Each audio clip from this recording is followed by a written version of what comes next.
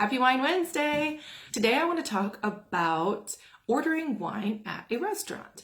Now, the best advice I can give you, honestly, is to talk to the restaurant sommelier and do not be afraid to do so. I'll give you a couple tips on what to do when you talk to the som, and that is going to start with telling him or her what price range you want to stay in for wine. And then also telling them what your likes and dislikes are. And when you talk about your likes and dislikes, talk about things like whether you like an earthy wine versus a fruit-forward wine. And talk about the body of wine you generally prefer. So light, medium, or full.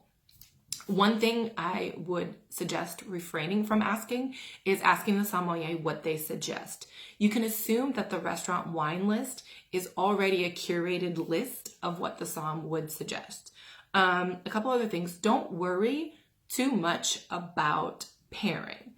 If you're at a restaurant that is a theme, like a French restaurant or an Italian restaurant, in those cases, it's just stick with that theme. So French wine or Italian wine. Other than that, don't put too much pressure on yourself to pair the right wine with the right food. Just go for something you like.